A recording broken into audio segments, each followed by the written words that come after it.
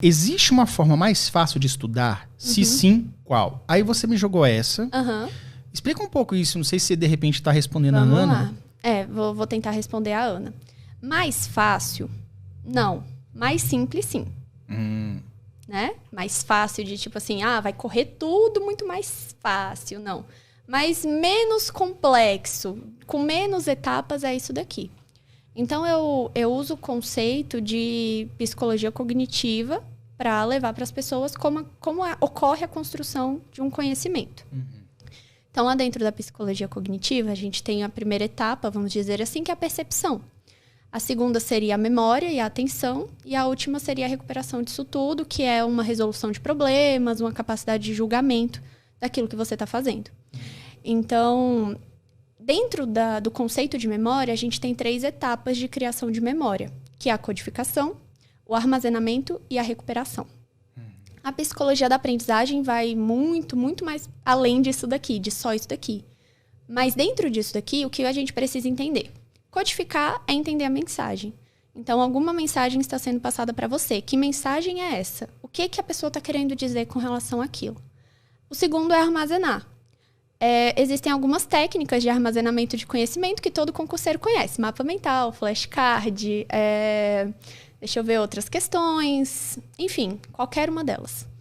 E, por último, a recuperação. Você precisa recuperar essa ideia, né, esse conhecimento que você criou dentro da sua cabeça e fazer com que aquilo dali seja amplo, né? Holístico, vamos dizer assim, que seja aplicável.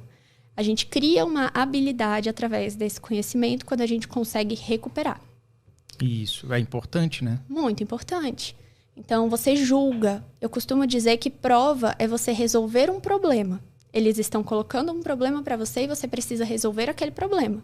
Se aquele problema, né, estiver coerente, você vai resolver ele como certo. Se ele estiver incoerente, você vai resolver ele como errado. E você precisa ter essa capacidade de interpretação. Então, quando as pessoas entendem que você precisa codificar, que o primeiro passo é, na sua cabeça, aquilo dali fazer sentido, então não faz sentido nenhum se eu começo aqui a falar inglês com alguém que nunca teve contato com inglês. A pessoa vai olhar para mim e vai falar, o que você está fazendo? Zero aproveitamento, né? Zero aproveitamento. É a mesma coisa de eu chegar aqui e começar a falar sobre direito administrativo para alguém que nunca viu nada sobre direito administrativo. E as pessoas subestimam isso. Elas acham que é simples, rápido de aprender. Por exemplo, direito administrativo. É uma matéria simples, porque tem muito mnemônico.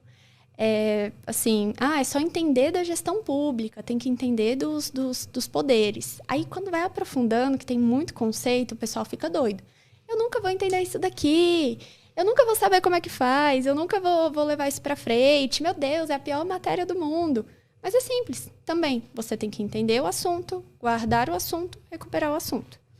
Mas, tá, eu acho que até você vai falar isso, mas eu lembrei agora desses livros de direito administrativo, né, ou constitucional e tudo, que cai bastante nessas provas.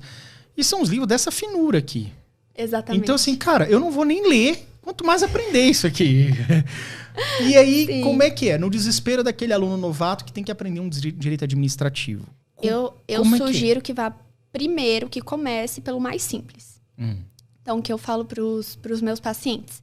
Existe uma técnica que se chama sumarização, que é você pegar e fazer um sumário do edital.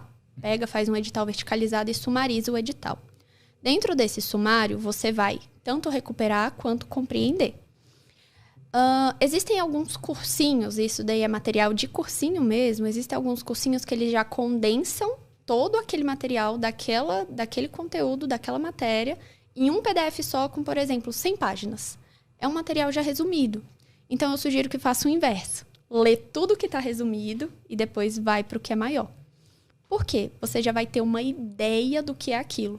Vai ter, assim, pré-concepções, né? Talvez, se o estudante tem que encarar um livro de 900 páginas, ele nem abre, porque ele ele olha e fala, como é que eu vou entender como é que eu vou entender daqui? isso aqui? Então, o que você está fazendo é o inverso. Tipo assim, leia os resumos. É como, sabe um livro comum que tem a apresentação, o prefácio? Prefácio. Exatamente. Aí você lê primeiro o prefácio, lê a apresentação para entender do que se trata aquele livro ali e vai para frente. Só que nesses livros específicos, vem uma apresentação, como funciona o livro, e vai embora, né? Vai embora, pega o livro aí, lê, se vira. Quando você pega um resumo desse de cursinho e lê e faz o inverso e volta para aquela matéria, e aí você vai ter que ter consciência de que talvez não tenha um aprendizado muito forte, muito grande, só com aquele material. Tem que ter consciência disso. Você não vai aprender só com o material de resumo do cursinho. Você não vai conseguir, talvez, ir lá resolver um problema com aquilo dali. É como se você fosse um mecânico, tivesse que apertar, né, um parafuso num carro e não tivesse a ferramenta de apertar. Você olha para a ferramenta, você sabe que precisa apertar, mas você não tem a ferramenta para apertar. Então, causa aquela confusão que você mesmo falou. Eu olhava para a questão e eu falava, meu Deus, eu não estou entendendo nada. Você sabe como faz, mas você não sabe o que você vai usar para fazer, né? Então, não sabe qual é a ferramenta que vai usar para fazer. Quando você faz esse caminho inverso, fica tudo muito mais simples, né? Mais simples assim.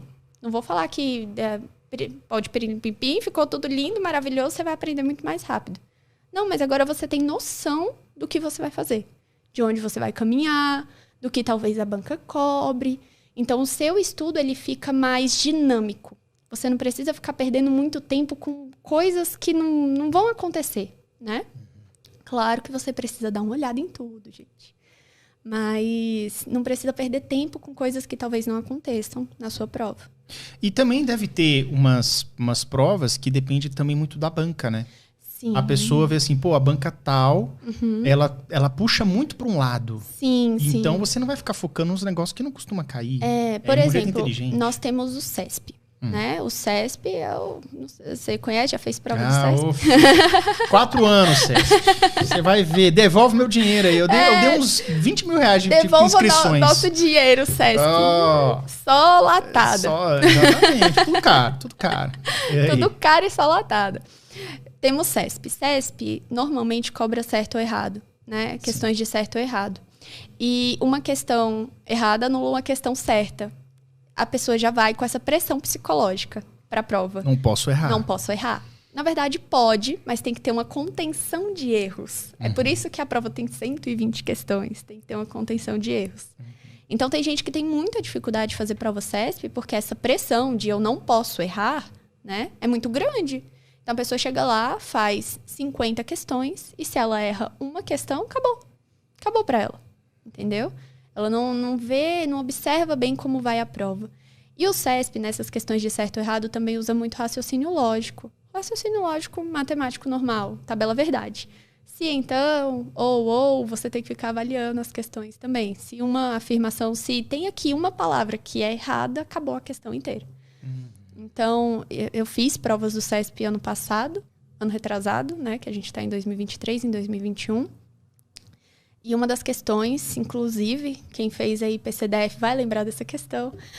Uma das questões estava escrito, tinha uma frase e essa frase estava isolada por vírgulas, trazendo um tipo de interpretação gramatical diferente para a frase. E era de uma outra, não era de português, era de RID.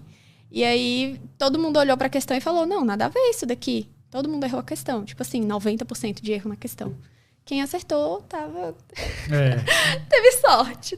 Caraca! Então foi uma pegadinha mesmo. Pegadinha é coisa pra você escorregar. E aí você, além de estudar, tem que estudar a banca. O que essa banca vai cobrar?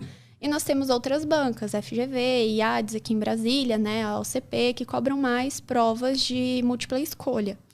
E aí também é outro tipo de conhecimento que você tem que ter de banca. E não só de banca, também de conteúdo do que vai ser apresentado ali.